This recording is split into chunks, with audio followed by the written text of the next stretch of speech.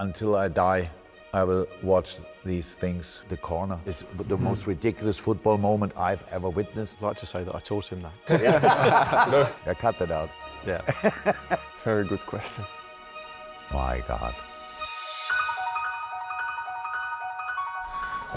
Wow. Hello. Hello. Do I pretend that I know you? Alex. Good. Yeah, probably good. Good to see you. Wow. This is pretty cool, this. That's not bad. Yeah? Cool room, isn't it? Where is it? If you don't interrupt them, they talk now for the next 5 hours. So.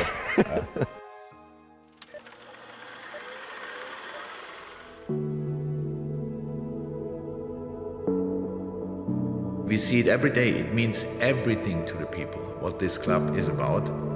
So it's our job to show that it means absolutely everything for us as well. If you are involved as a player, as a coach, as a manager, or if you are a supporter, there's absolutely no difference because we all get the same feeling.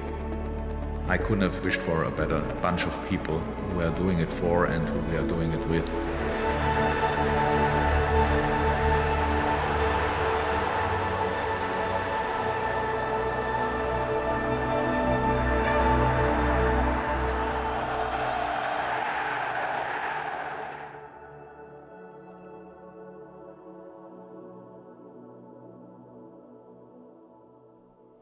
That's a good start. We obviously created some really special moments over the years.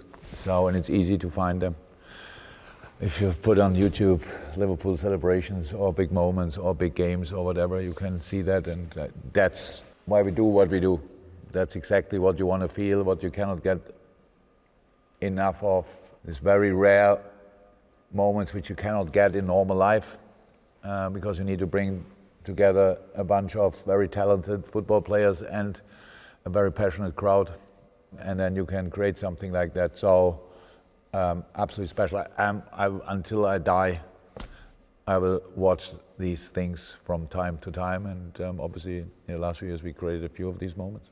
The feeling I get is seeing the fans. Nothing would have been possible with them pushing us, and we giving the lights to them, the fire to them. And they say the Holy Trinity, no?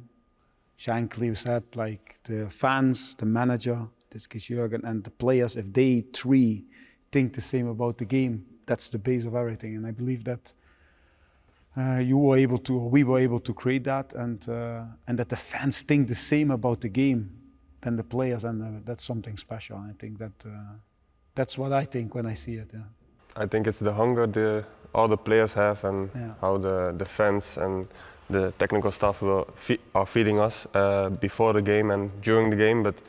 And then at the end, I think it's the hunger of the team who wants to give back to the fans and to the staff and to the city that give us the extra push. You know? Yeah.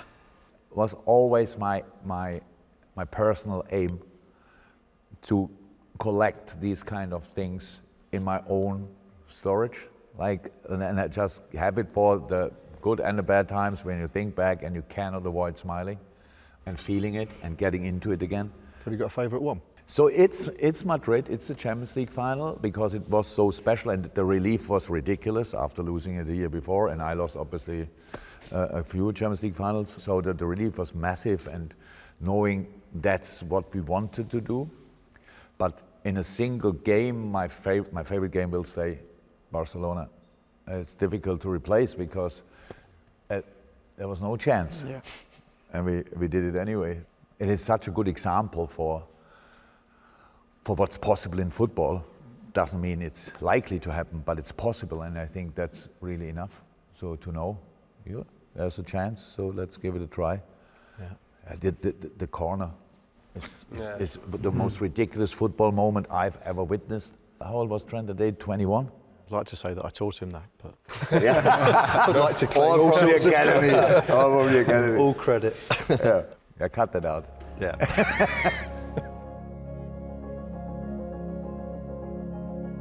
I actually would say it's impossible, but because it's you, I say we have a chance.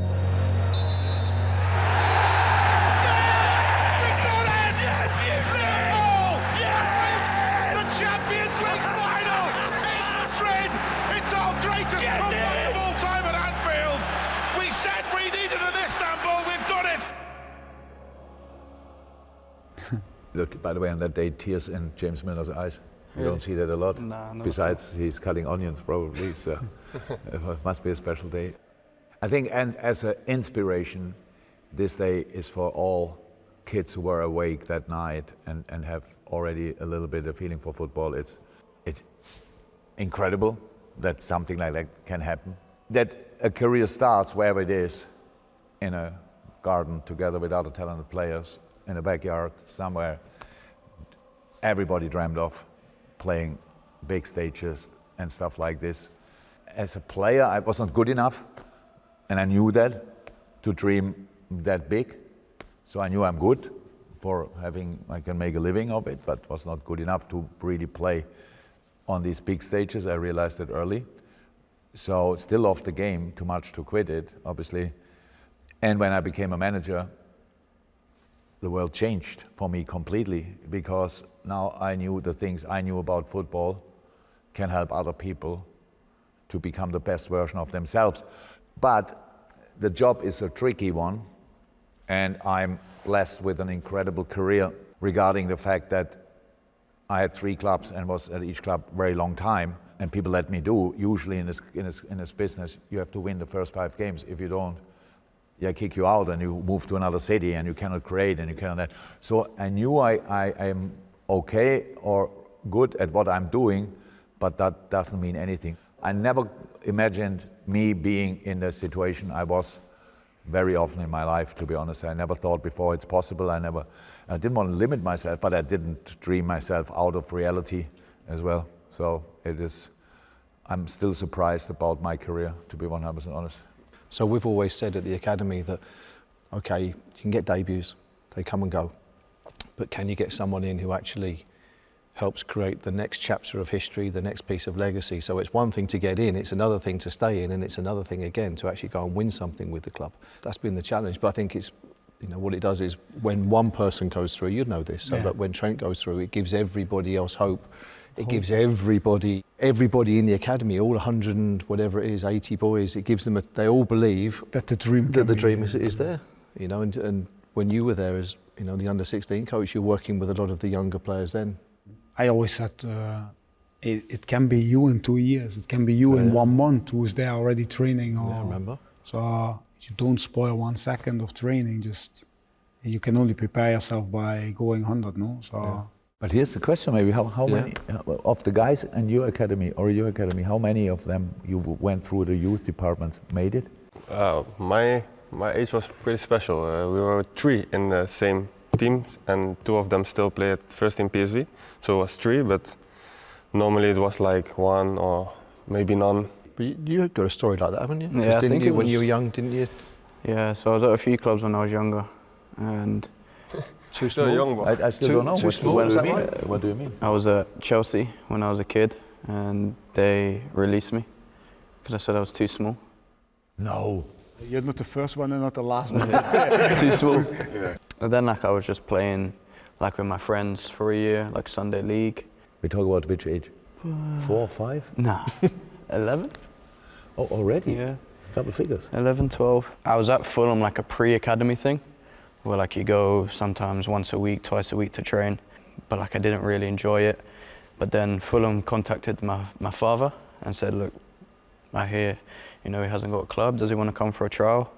Then went for a trial at Fulham when I was 13, and then up until 16 when I left. Yeah, with 15 you played championship? Yeah. You played 2 years after you joined the club for the first team? Yeah. Good, huh? Special. Did you always know? Did you believe? I think the only thing that was going to stop me was potentially my strength, speed and stuff like that. So my dad, throughout the whole summer and the off seasons, was like, no, you're running up big hills. So I used to do a one-to-one session with a former Team GB sprinter called Lakeisha Morris, and she taught me sprinting techniques to accelerate and the first couple of steps. That means you would be even slower without that. Which is scary. Do you have as an academy, do you have a plan for the players that, young, maybe half set, smaller than the other boys, but you see the quality? Do you have I think a plan for those guys? Or? we speak about it lots, but I think we try and take a chance on the ones that we have to wait a little bit longer for. I don't think you really know till a boy gets to 22, because I think even for some positions, they might have grown their full height, but they haven't got control of their body, and Danzi would be like that a little bit. You don't know what he's going to become till he gets some power and a bit of strength, and then mentally they've got to have time to develop as well. When I was, I think, 15, 16, I was really small. Were you? I was a small guy. No. Yeah, but big feet. So what you said, it can be like a blow of confidence when you see, oh, I'm struggling with my body, with my movement, and the other guys are just going through the years very, very quick and very good. And When did you come out of that? What age? So I got injured, pretty long time, and then I came back. Like everybody was like, oh, okay. But the boys put an incredible amount of time into it to be what they are today. Fulfilling the dream is far away. So it's in the end, it's the light at the end of the tunnel. It's more... In between dreams. Yeah. It's what you have to do to reach it, because I think a lot of people have a dream. The love for the game is the most important, because that keeps you going. In the bad moments, but you still want to play the game. The manager is an idiot, the coach is not nice, blah, blah, blah, but you still want to play the game. So I had ridiculous coaches through my career, like from being a kid. The first one was my mailman, great guy, but had no clue about football. The mailman of the village, but he was there. The only one who had time, obviously, in the afternoon, because he got delivered the mail in the morning. So, and he had no clue about football, but we loved the game like crazy. And that's how it developed. So you meet so many people who might be the one hurdle you cannot get over, but you have to get over all of them. And it's interesting, so many different ways. So Harvey's dad did the sprinting stuff with him. My dad, so my average career is based on 3 things. I was really fast, I had a really good header, and my volley was great. And 3 days, my dad, who worked the whole day away, on Sunday we went on the pitch, and what we did was heading the ball, sprinting until I especially the first time on the halfway line, we were running every Sunday, races against each other, and volley, because he threw me a ball and I fired a ball. And only recently I realized that made my career. That was my 3 strengths, because nobody else coached me. So that's what we did. The rest was just playing with friends. So you have to do it. You have to play more. If a kid asks me, a father asked me today, my son is talented, what does he have to do? Get on the ball as often and as long as you can. There is no alternative way. And the dream is important, but the dream is not alive every day. I cannot see a person, at least me, it was not me, that every day woke up and, I dreamed it again.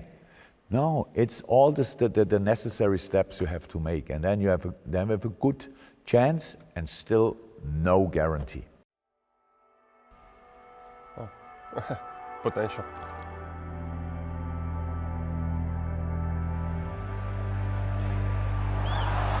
Gakpo's in the box, cuts inside. All right, man. Same movement, eh? Jota spinning away from 2, arriving into the area. Jota's taken the ball on and scores a quite magnificent goal. What a goal by Diogo Jota! Cleared away. McAllister shoots. What a goal! What a hit! Jones is in the box, turns, shoots. What a goal! Curtis Jones again. It's a magnificent goal. And the header down and in. It is a towering lead. It is a glorious header from Virgil van Dijk. What I love about being in the academy is, you learn every year there's a lesson for you. I thought, Danzi was a good one for me this year. Last year starts off, couldn't get in the under-18s. This year starts off really well in the under-18s, but couldn't get in the 21s. And it wasn't till a bit later that I remember phoning Pep and saying, look, I think you need to have a little look, because there is definitely something there, but you need to probably have a look. I remember he trained for a bit, and then 3 weeks later, just after the cup final, Pep texted me and said, when you wanted me to take a look, is that what you meant? So, it's gone from 3 weeks from training with the first team to playing in a cup final. And you're like, you just don't know. Yeah. You never know till someone actually, I guess with you two, until you actually step foot in a stadium full of people with the team, I don't think you ever really know whether someone can play until they're put in you know, they're put on the stage and given the opportunity. At Liverpool, it's even tougher. Yeah. So, and now, let me say, a guy in the Liverpool academy could make it at Southampton, for example, and makes that a first step and plays Championship now, or maybe Premier League, anyway. But because he doesn't make it at Liverpool in that moment, he loses like a little bit, lose confidence, thinks, I'm not good enough, stuff like this, goes on loan to a club where the manager is not great for young players. These kind of, what all could happen around without you any wrongdoing, stuff like that. It's really crazy. I think with Trent's a good example. We didn't teach him. So like, he's good at passing, right? We all know he's good at passing. We didn't teach him that. No, but we didn't tell him to stop it either. Yeah. So we wouldn't say, pass 5 yards there, pass 5 yards there, only play in your triangle on the side, only do this, you know, and you know, he had freedom, you know, and I think he taught himself in the end. Yeah. You know, you keep it, because the hardest thing to do is, especially if you want to be a player that affects the game. So if you want to be a player that makes the difference, you've got to have an awful lot of failure. Before you know, how many shots would you have had to sort of like before, you know what I mean, as a kid? How many dribbles would you have taken on? How many chances would you have missed to become good at what you're doing? Or you can play safe and just like, okay, I'll pass to you there, I'll pass to you there. No risk, but little reward.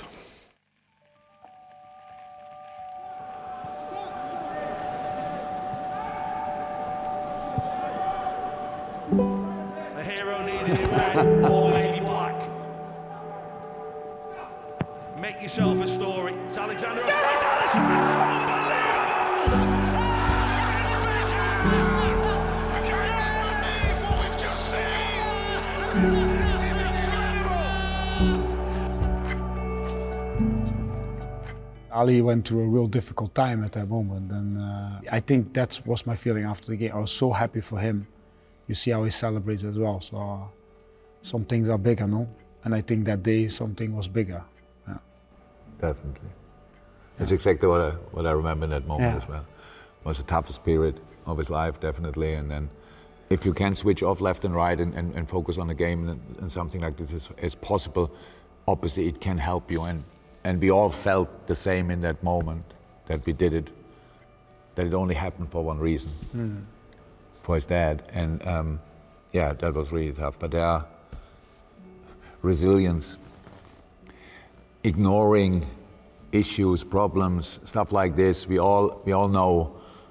Cody realized that now there's only one thing more important than football, it's family. So, and it was last week, and obviously the most important day of his life so far. But it is more important. But it means in a moment when you are released by your family to go into the training ground and to play football, then the game on the level we play it needs full focus. There's only one thing allowed from the private side, to give you a push, but not to hold you back in a way, the problems you have around, stuff like this. And the boys are obviously really young and have to do that already. In the good old times when we were playing, you had a journalist who wrote an article, and if you didn't buy the newspaper, you didn't have to read it. And they're staying resilient, confident. Again, all these kind of things, that's a challenge. It's really a challenge. But again, we wrote incredible stories in the time, and maybe the biggest is really losing the Champions League final and winning the Champions League final. Losing the championship and a year after winning the championship. So it's like, this is an example for generations, if you want. Yes, you lost it, didn't like it, try it again. So, and that is a good example for a career. You want to have that, don't get it, try again, try harder, try better. And the gaffer's right, because he says before that it's all about that the passion, or the love for the game. The passionate ones are the ones who reach this level and stay on the level. The ones who are a little bit less passionate, no chance. And that's why I love about our team all these years, that we always had character. I think your surroundings at home and the club you're in are really important to overcome those situations. You know, like when I was injured this year, everybody was looking after me. When there were bad moments, I got conversation with the gaffer, with players as well. So I think obviously you have to be very strong mentally yourself, but yeah, your surroundings are as important, I think. It's interesting. So Cody is now obviously in this moment in time while we are sitting here, one of the most stable players. So performing really well now for a few games. And we had this conversation, I don't know, 4 or 5 weeks ago. Yeah. And I really don't think it was that much about what we are talking. It was just a turning point that we spoke, because you say you had problems before and you will have problems in the future. That's how it is. But how do you get out of that? Yeah. So, and sometimes as human beings, we just give it out of our hands and say, yeah, it's just not a great moment. I try really hard. I enjoy everything what I'm doing, but it's not true. So we have to be honest to ourselves in these moments. Yeah, and we spoke about it, that you try to prove something which I don't ask you to prove, which is like a misunderstanding. And you're on the way to prove something, but you actually don't have to. You lose the rest of your game a little bit. And with stopping that, you can be yourself immediately again. It's crazy. I think the next game, you came on and it looked completely different. It looked completely different. And I would like to say it was exactly because I said what I said, but I don't think it was, because it was like, okay, stop worrying about what was, let's so be the one I was before that. And it's a constant process. It will happen constantly, because we don't play only with each other, play against other teams who do it pretty good on a professional basis as well, and are pretty good as well. So that's a little bit a problem. We solved our problems, but they're still an opponent.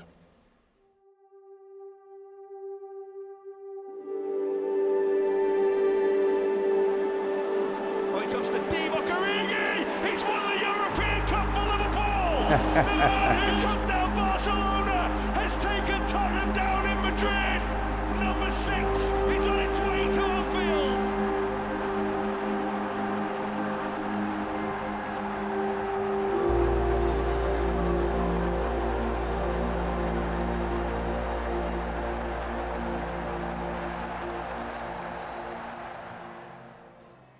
Now in a few weeks' time, we part ways.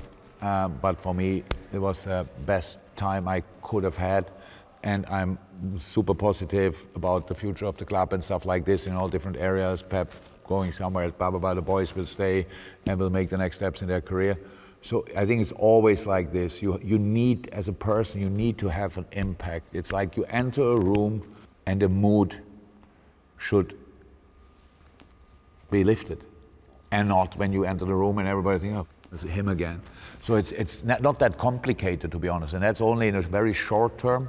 But in general, you should have a positive impact on the people you work together with, and it is for each of us. It's the same.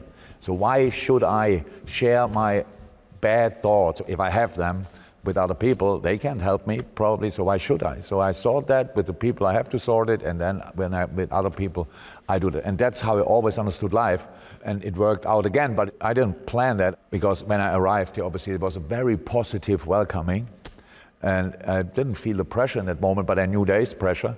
And I thought it's nice that you think now very positive about me, but it would be even better you think positive about me when I leave again. And somehow that worked out, and I'm really happy about that. I felt the pressure before that final. The gaffer reminded me that he lost a lot before.